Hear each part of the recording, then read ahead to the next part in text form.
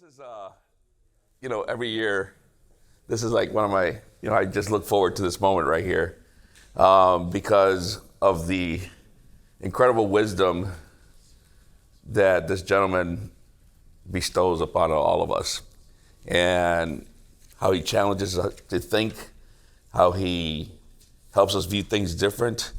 And every time I hear him speak, I just want to be a better person. Every time I hear him speak, I want to do something different. Every time I hear him speak, I want to make sure that what I take in is being used with the people that I touch every day. And so it is our honor to bring the sensei. This guy can kill you. Isn't that something? This guy can kill you. He can motivate you as he's killing you. And you're going to be all excited about dying. So this guy, 7 black belts and master of this and master of that. And today he's got a very, very special treat because we got this special little person, this young lady who's going to listen to her grandfather speak for the first time, and she's like, "Oh my gosh, I got to get off TikTok." This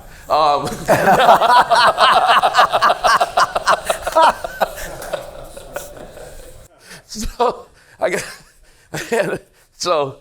the first time she's ever heard him do a keynote. So, with any much further ado, our sensei, Mr. Taylor. Absolutely. I don't need that microphone, but thank you. Well, I want to say congratulations to a couple of people first in the room.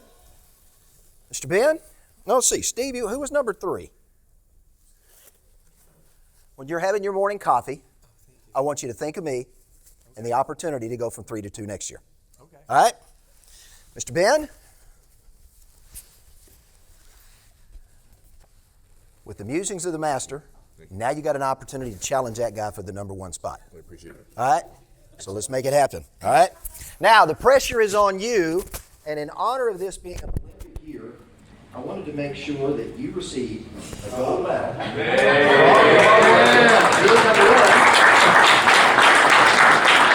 well as the library and some reading, because readers every day, readers are readers. If you're not reading, you're not reading. All right? Give it up to those guys. Now, one of the things I promised Tyrone and Al when I come to this event every year is I want to bring a brand new keynote that I've never done before. She doesn't allow, I'm losing my stuff here. All right. That thing's not going to hold on. Hopefully that stays on. All right, fantastic. So again, I want to bring something brand and new. One of my good friends and one of my mentors is a guy by the name of Chris Robinson, and he's known for first-time evers. So this is a first-time ever for this event. I hope you enjoy what I'm about to share. I got this idea while I was flying on a plane at 35,000 feet, and when I got a note from Al that said, "We're talking about no excuses this year," this message really fit and resonated with that. Now, before I get into that, I want you to take these incredible little books that Al gives out. And I was telling Val earlier today, this Al has become one of my favorite resources. I carry one of these everywhere I go in my backpack because every single day I come across an opportunity to write down an idea that allows me to learn, to grow, and to become a better version of myself. And I've learned if I don't write it down when it hits me, and I think I'm going to write it down later in the day, guess what? 9 times out of 10, I don't remember what it was. But if I write it down and I remember it, these things help me to learn and grow. And I was telling Valerie, I have probably over 150 podcast episodes already recorded in little books like this. I'm on book number 5. So thank you for continuing to load me up with those. This is an incredible resource. I'd like you to open this up, and I want you to write this down, talking about no excuses. And I want you, when you get home, I want you to put this on a little sticky note that you can put on your bathroom mirror. And it's a quote I got from one of my mentors. And he says this when it comes to excuses. It's not that you can't, it's that you won't, and that choice is yours. It's not that you can't, it's that you won't, and that choice is yours. And with that, I want to talk about just flying the plane. And I want to talk about an event that happened December 29th, 1972. Eastern Airlines Flight 401 left JFK at 11:20 at night, flying to Miami International Airport. As always, this trip was non-eventful until they came for final approach at Miami International. And all of a sudden, there was a landing gear problem on the approach. The pilot pulled the switch, the landing gear went down, and a little light that would tell them that the landing gear was locked failed to come on. So they recycled the landing gear, went through the process. Again, this little light did not come on. They radioed the tower to say, we have a problem. We can't verify our landing gear is down. So the tower instructed them to do a flyby. It's 1 o'clock in the morning. How are you going to verify visually from a tower when it's dark outside at 1 in the morning, the landing gear is down and locked? They flew by twice, couldn't verify it. So the tower said, we want to send you out and put you in a holding pattern until we can verify that the landing gear has been locked down. And so that's what they did. They sent them out over the Everglades, put them at an altitude of 800 feet and had them circling while they were trying to figure out what to do. The tower came back and said, in this airplane, if you will send one of your engineers down into the cargo hold, there is a small tube that they can look through that has a little telescope, and they can physically verify that the landing gear is down. So they send one of the engineers down into the cargo hold to investigate and make sure that the landing gear is locked so they can land this plane with 162 passengers. Now, while this is going on, all of a sudden, the 3 pilots that are in the cockpit began to discuss whether or not it might be a problem with the light bulb. And so all 3 pilots began to work to pull this light bulb out of this crazy dashboard to see if it might be a burned out light bulb. What they didn't notice was the fact that the senior pilot that was supposed to be flying the plane, as all 3 of them were fixated on this $12 light bulb, nudged the yoke of the plane. And when he nudged the yoke of the plane autopilot. And as a result of that issue, we had a problem. 3 pilots, 2 attendants, 96 passengers died. Because by the time they finally realized they were losing altitude, it was too late. Now the NTSB and FAA began to do an investigation, and here's what they found. The entire time that this plane was slowly descending into the Everglades to crash, the alarm bell was sounding in the cockpit that you are losing altitude. But they were so focused on a $12 light bulb, not a single of the 3 pilots heard the alarm. And they were arguing over all the reasons why they couldn't determine this, and as a result of that, here's what they found. The pilots forgot to fly the plane. And as a result of that, out of 162 people that left that day, only a handful made it out alive. Now, this has become very interesting because if you take pilot lessons, there's an early lesson they give to student pilots, and that lesson is this. When things start to go wrong, and at some point they will, don't forget to fly the plane. Now, when I started taking flying lessons in college, this was one of the very first things I learned when I was learning myself how to fly a plane. But how do we translate that to our business? And that's this. When things start to go wrong in your business, and at some point they will, are you still flying your plane? Or are you so caught up in the distractions, you're not paying attention to what's going on while your business is losing altitude? That's what I want to talk about for the next few minutes. I want to talk about how you stay focused and you pay attention to what really matters. Now, in the martial arts, we have this concept called Mushin. It is the art of focus. The word Mushin literally means no mind. And if you look at the definition of Mushin, what does it say? It is a state of mental clarity. It's a state of calm. It is a state of freedom from conscious thought, from ego, from fear, or from distraction, so you can have intuitive, fluid, highly perceptive action. We started teaching this when I taught martial arts, and I had 3 very successful schools for a number of years, to kids as young as 4 years of age. And George, when they would first come in for their very first karate class, we had this little thing that looked like a whack-a-mole. And we would teach them a high block. Very first day they were there. And I would walk up and I would say, hello, my name is Mr. John, and I'm the instructor. And I would whack them on the head. And then I would say, now, the next time I go to do this, I want you to put your hand up so I don't hit your head. And then I would talk for a few minutes, and then I would hit them on the head again. Well, about the 3rd time I did it, they put their hand up, and they blocked.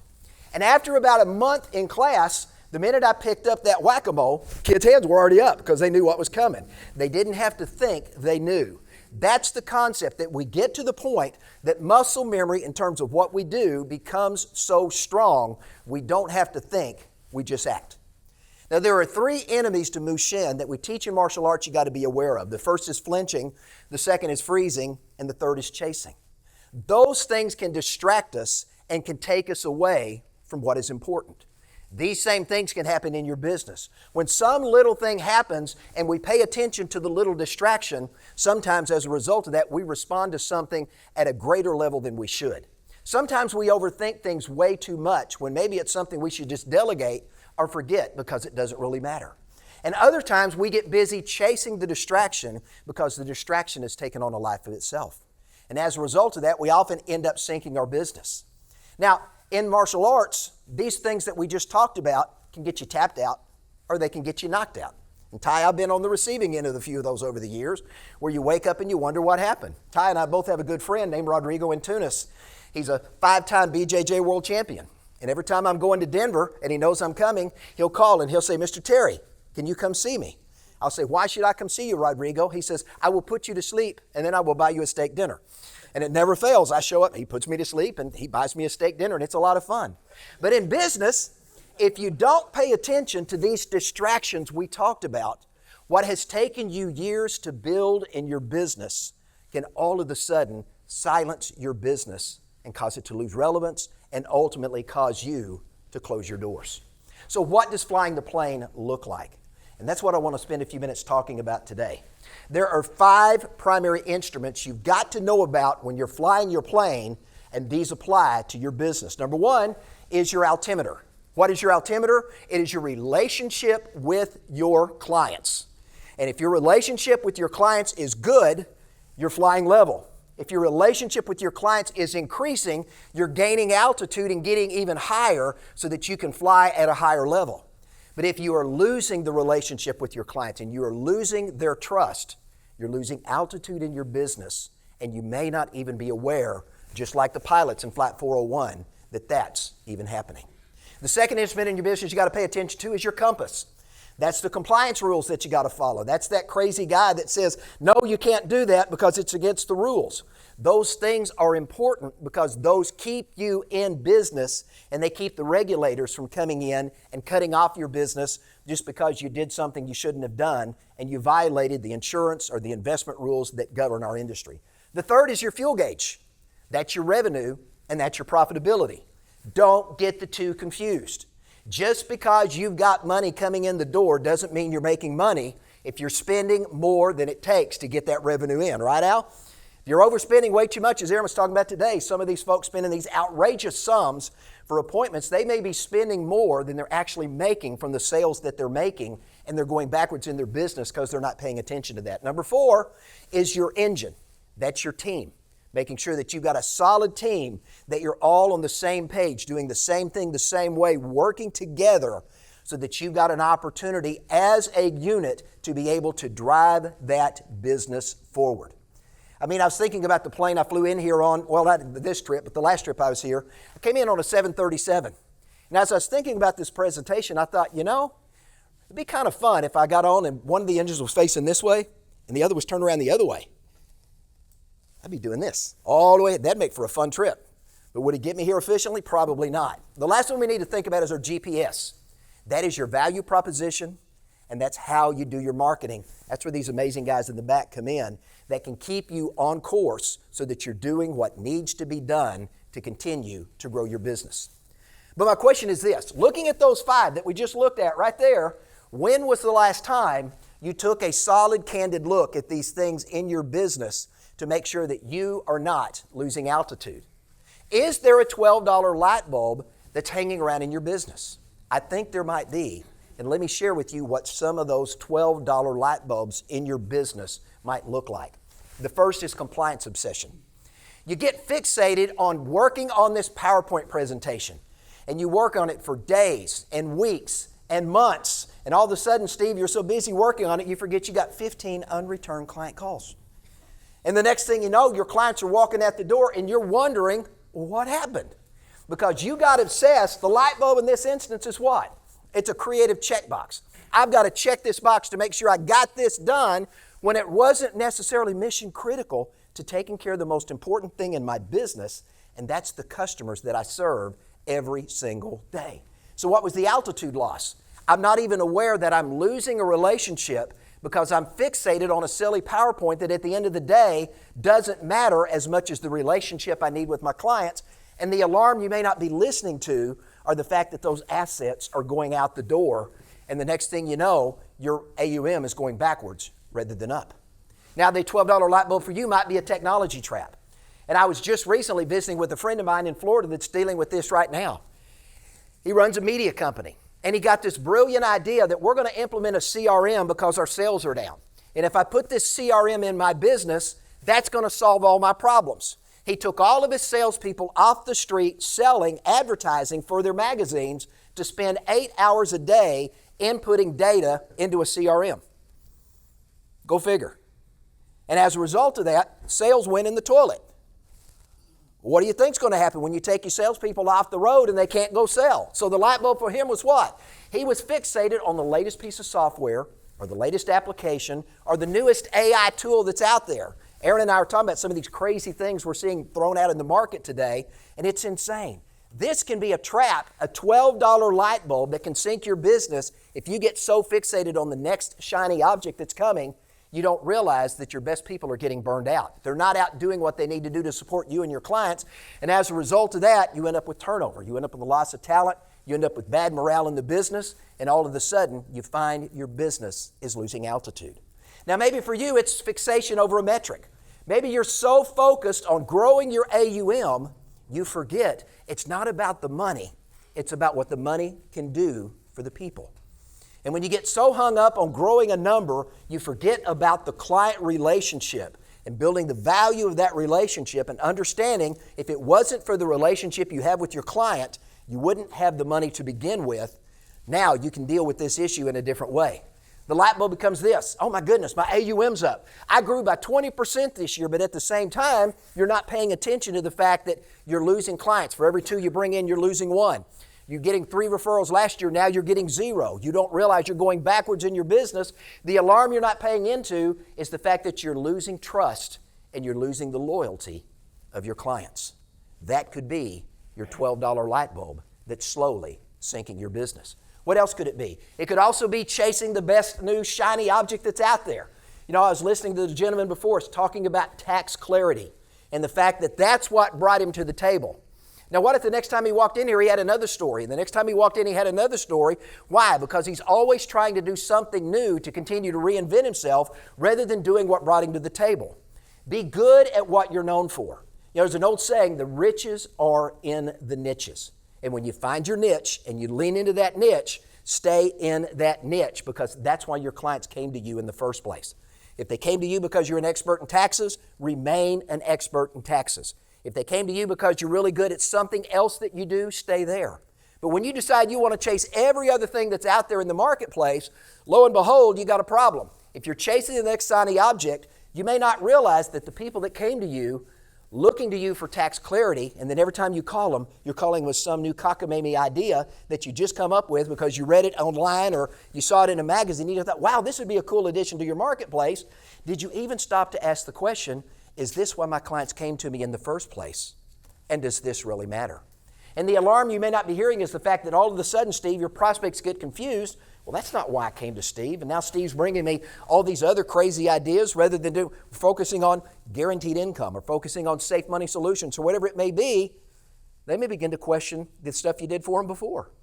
And the next thing you know, they walk out and all of a sudden you've been tuned out. Or maybe it's an internal issue. Maybe you got drama with the staff. And the issue there becomes who said what and when. And because you're not leading your team and you're allowing your team to take over, all of a sudden you're going to find out your initiatives are stalling. Opportunities are being lost because you've got team members that aren't on the same page that you are in your business. And as a result of that, you may not be paying attention to the fact that as you're losing ground because you're not moving forward, your competitors are slowly gaining ground. These are problems that can come in. You know, in martial arts, we call this hand watching. And I loved this when I was fighting. And for 4 years, I had an opportunity to compete in a 4-state circuit. And I was in my 50s, and I was fighting 20-year-olds, and I loved it because I could beat the snot out of them. And they hated it because when I walked in the door, my first statement was, "How old are you?" He'd say, "I'm 22 years old." I said, "Really? I've got kids your age." And he'd look at me and he'd smile, and I'd say, "How's it going to feel when somebody that's old enough to be your dad beats the tar out of you in the ring today?" And that was my psych to get in their heads. But what I learned was this. A lot of these kids were susceptible to the feint. So when we get ready to fight, I'd take my signature pose, and I'd have my hands down. It just drove them nuts because everybody's sitting there with their hands up. My hands were down. And the minute they said go, I threw this back fist to the back of their head. And about the third time I did it, you'd start seeing their hands inch up. And about the third time I threw that backhand and I saw those hands come up, then the sidekick came up under the ribs and I knocked them out of the ring. They knew it was coming, but they didn't know what to do. Why? They got so busy watching the hand, they forgot there's a foot down here that also works.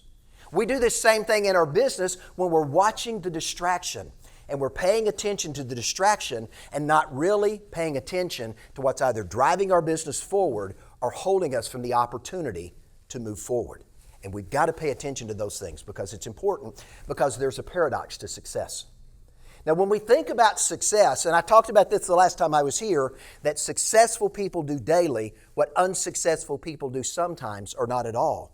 The more successful we become, Chris, the more challenges we're going to face along the way. Because as we go deeper and deeper in whatever it is that we do, we've got to keep getting better and better at what we do. So the first paradox that often comes up is this.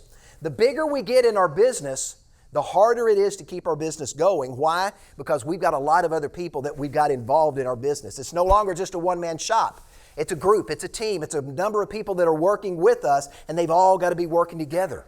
That means you got a lot more things that you got to monitor in that business to make sure they're working, and at the same time, that creates more noise, it creates more problems, it creates more issues that you've got to deal with, and as a result of that, as you're gaining ground and flying a bigger airplane, you're flying at a higher altitude. And if all of a sudden you've got an issue, it's a longer fall, and you're less likely to survive if you don't catch that early. Now, it could also be the expertise trap. You're known for solving specific problems, and you get very, very good in your business at solving those problems. But then a new problem arises that you've never experienced before, and what do we tend to do? We tend to go to the same solution we've always done, and we've tried to solve it the same way. New problems may require a new solution and not a reinvention of the same old solution that always worked. Over a period of time, when I would throw that back fist and then I'd throw that side kick, over a period of time, some of the guys I was fighting began to learn and recognize that technique. So I had to modify and adapt because they adapted to that because that created a new problem. If you're solving problems, you're not flying the plane. So who's solving problems in your business? And if you're solving the problems, who in your business is flying the plane? That's an important question you need to think about as well. You know, the Eastern Captain 401, he was an expert in troubleshooting, but at the end of the day, that troubleshooting is what caused him to crash and killed 101 people, not to mention the crew that's there. Now, it could be the control illusion where we think if I can just fix this one thing in my business, Aaron, if I could just get that magic number down from $11 to $9 a lead, if we could just get it there, everything would be great and I could control everything else in my business. We get so fixated on the number of the cost per lead, we forget you can't fix the light bulb and you can't fly the plane at the same time. But how often do we get so focused on the little things in our business, Daniel, that they capture all of our attention and we forget what really matters. And as a result of that, we can't drive our business forward. That's a problem we got to deal with. Or maybe it's the urgency issue. We get so focused on something that comes up that we believe is urgent that we don't pay attention to what's really important. And we forget the important because the urgent pops up. And when the urgent pops up, it takes us away. Now, why does that happen? Because, Ronald, we know that when we see something that catches our attention, something deep in the base of our brain, in that primal part of our brain, sees anything that's urgent as an alarm, even if it's not. Anything that is out of the ordinary, that's outside the status quo for our business, triggers an alarm. And sometimes these $12 light bulb moments can be amplified to the point we think, oh my God, my business is going to shut down, when in reality, it's just a distraction and nothing more. So we have to pay attention that not every alarm is a mission critical altitude falling. Sometimes it's just a broken light bulb. So we need to know which alarm is which. Now, one of my favorite groups that got it right was Apollo 13. How many of you guys remember that? I remember watching that on news as that was happening. That to me was fascinating. You know, the oxygen tank exploded, and as a result of that, we had a mission-critical event.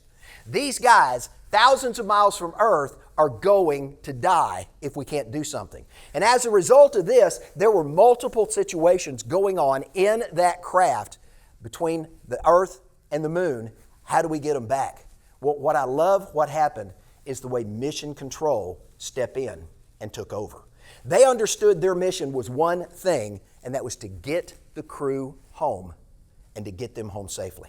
Nothing else mattered at that point but seeing the mission through to completion. And what I love they did, everybody had a role, and they continuously monitored everything in their business to make sure that they got that crew home. And I love the quote from Gene Kranz when he came on and he told his entire team, he got them together, he said, we've had a problem with Mission 13, failure is not an option.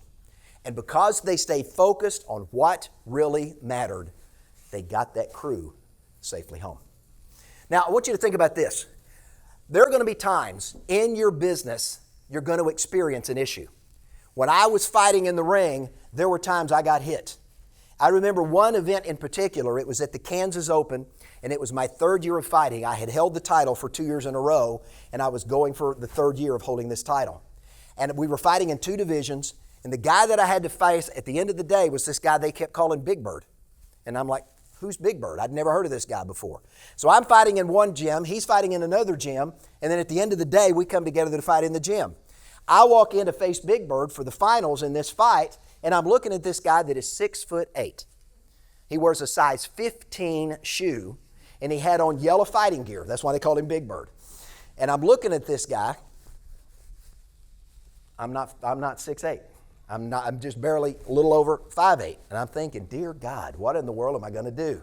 So we squared up, got ready to fight. Referee said go, and the next thing I knew, I got hit with this size 15 foot upside of the head so hard, I didn't know if I was going to wake up from the shot. And I got up and I looked at this guy, and I thought one of two things is going to happen. Either I'm going to get the daylights beat out of me, or we're going to have a war. And we went to war, and I ended up winning that fight. But what I learned is this: when you're in the ring, you don't stop fighting just because you get hit. In your business, you're going to experience issues that are going to cause you every once in a while have to take a step back and pause for just a moment. But when you do, what you do next is going to determine whether you are successful or not in winning the fight that you find yourself in at the moment. So what do? You defend, you counter, you keep moving forward, and at the end of the day, at the end of that fight, my hand was raised, I took home the trophy, and had the opportunity to take another year as the number one champion. When that happens in your business and the Big Bird shows up in your business and it kicks you upside the head, what are you going to do to keep moving forward and to win the fight that you now find yourself in? That is something you need to think about. So here's my question. How do you make sure you're still flying the plane? Let me give you 4 things, and I'm going to bring this to close, and we're going to land this plane the right way. There's 4 practices I want to make sure that you're implementing in your business to experience success. We want to define your mission. We want to establish an instrument scan. We want to assign a co-pilot, and we want to distinguish between a problem and a distraction. So let me break these down for you real quick, and then we're going to land this plane and let you guys get ready to go home. What is your primary mission? If you think about your business and what you do in your business, if everything else fails, what's one thing that's going to keep your business intact and give you an opportunity to keep moving forward? It's not your tech, it's not your products, it's not your services, it's the people that you serve. It is your relationship with the clients that you have built, that they have faith and trust in you and what you bring to the relationship that are going to allow you to survive anything and everything that life wants to throw at you. Your primary mission is to take care of the people that God has put into your life at this moment through all the different marketing initiatives, because He's brought them to you for a reason, because you're uniquely there to help them solve the money problems that they're dealing with in their lives. That is your primary mission. Now, I also want you to establish an instrument scan. We do this when we learn to fly. You need to have a daily and a weekly and a monthly check in your business to be paying attention to these metrics so that daily, weekly, and monthly you understand what's going on in your business. Now, why are these metrics important? Because what gets monitored gets maintained, but what gets ignored ultimately gets destroyed in your business. And if you're not paying attention to your numbers and monitoring your numbers, not just the AUM numbers or how much you've written in annuity premium, all these other numbers here that are important, then at the end of the day, you may end up missing something mission critical that gives your business an opportunity to move forward. I also want to challenge you to assign a co-pilot. Now, what do I mean by that? Well, in every business, we're going to have issues. Go back to Flight 401, the Eastern Airlines flight. What happened? All 3 pilots were fixated on a light bulb. Nobody was specifically assigned to fly the plane. And as a result of that, because of the senior pilot's error in bumping that yoke, 101 passengers and a number of crew members ended up dying. How do we keep that from happening in your business? Question is this: who's watching your business when you're busy solving problems? When you're distracted, you've got a health issue, you've got a family emergency that takes you out of the business, who is there in your business to keep flying the plane? If you've not designated that person, you've got to give somebody the permission to say, Ben, we're losing altitude. I know you got an issue with whatever it may be, but we're losing altitude in the business. We've got to do something to correct before this business crashes. You got to give somebody an assignment. Now, who is that? It can be a partner, it could be a COO, it could be anybody in your business that you trust that will be willing to say, hey, Art, we're losing altitude. We've got to do something to level this plane out, because if we don't, we're going to crash. And maybe the signal is this: when you're dealing with an issue and the whole team is arguing over something going on in the business, maybe it's as simple as, Al, we need to keep flying the plane. And it's a reminder to the whole team, you've got to focus on what's important that drives your business forward and not getting distracted by the $12 light bulb that at the end of the day may mean little or anything at all in growing your business. So in the dojo, what does this do? A training partner helps us from having bad habits. If we continually drop our hands and your training partner hits you in the face every time you drop your hands, Aaron, you learn pretty quick, keep your hands up. If you get your elbows up and they start kicking you in the ribs and you go home with bruised ribs after 2 or 3 weeks, you learn to keep those elbows tucked in. Those are important things in the martial arts. But in your business, that person you've designated as your co-pilot can keep your business from crashing into the ground. If you don't know who your co-pilot is, you need to assign a co-pilot before you go home. Now, you've also got to know the difference between problems and distractions.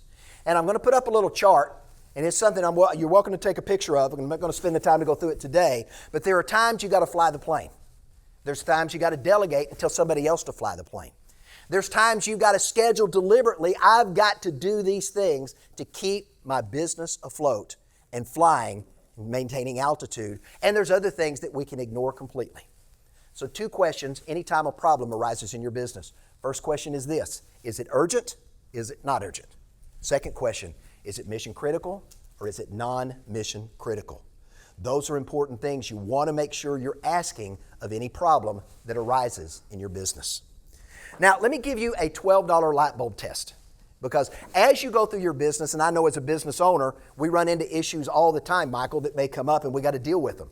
So before you're going to address and spend significant time on any problem in your business, let me give you 3 questions. First one is this: if I ignore this completely, is my plane going to crash? George, if I ignore this, whatever it is going on, is it going to ruin my business? Yes or no? First question we got to answer. Second question, is this, whatever distraction problem it is it preventing me from flying the plane and maintaining altitude? That's the second question we got to ask. The third question is this: is it going to matter 6 months from now? Those 3 questions are going to let you run a quick triage to determine, is this something mission critical I've got to pay attention to right now, or is this something I can delegate or I can completely ignore? Well, I can tell you, if the answer is no, no, or no, it's only a $12 light bulb. Delegate it to somebody else or forget it and keep flying the plane. Now, let me leave you with this. As I think about Flight 401 and what happened, it's the last thing I want to happen in your business. But there are other individuals that have been through similar instances where they also faced a moment like Eastern 401, but the outcome for them was better. The first one of those that I think of is one we talked about here 2 years ago, and that was Edmund Hillary and Tenzing Norgay. Their distraction as they're climbing Mount Everest, they came to a 40-foot vertical wall that prohibited them from getting to the top of the summit. Everyone else that had gotten to that point in the journey had not figured out how to get over that distraction, and nobody knew how to climb that 40-foot vertical wall face. And as a result of that, no human being had ever set foot on the top of Mount Everest. So what did they do? Their mission was to get to the summit and return alive, so they went back to the fundamentals. They went back to what they knew was worked, and they executed those fundamentals, and they worked together as a team to fly the plane. And as a result, they were the first 2 men to ever set foot on Mount Everest.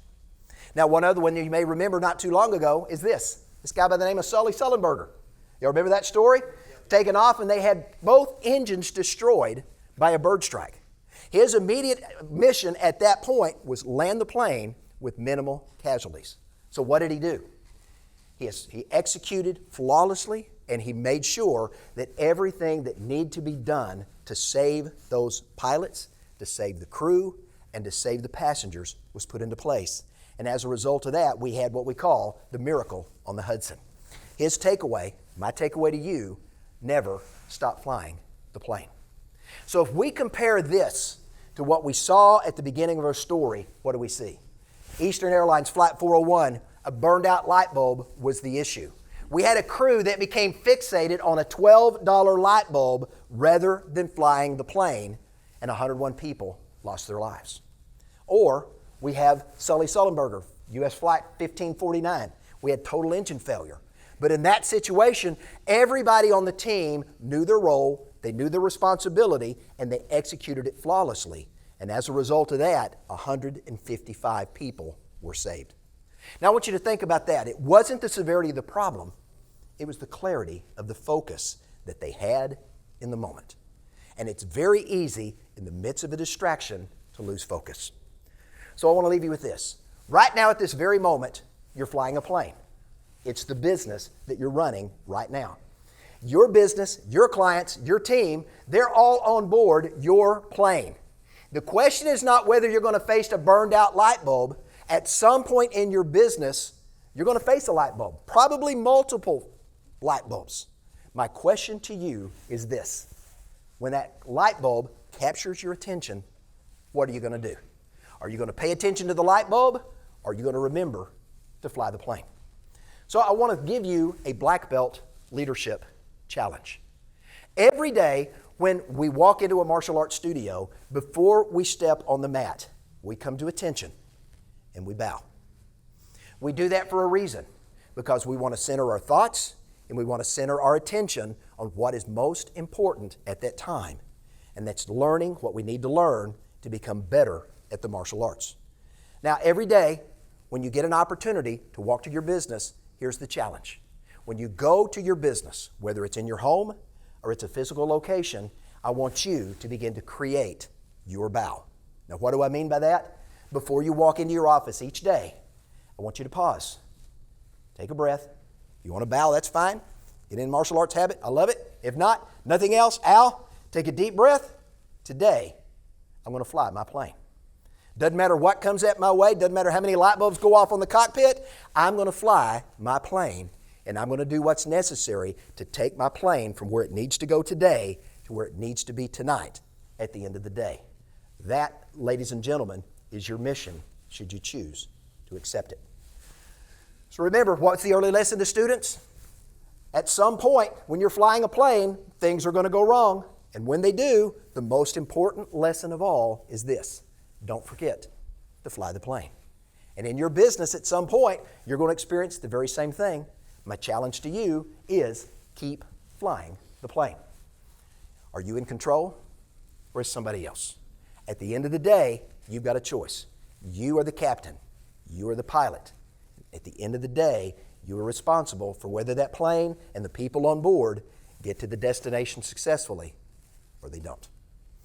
With that, I want to leave you guys a gift for saying for this event today. My book number 11 is coming out at the end of February, early March. The book is called Mastering Business Success. This is chapter 4 of the book. My gift to you for being in the room today. And with that, I want to say thank you for your time. I appreciate each and every one of you being in the room. Have an awesome day. Thank you very much.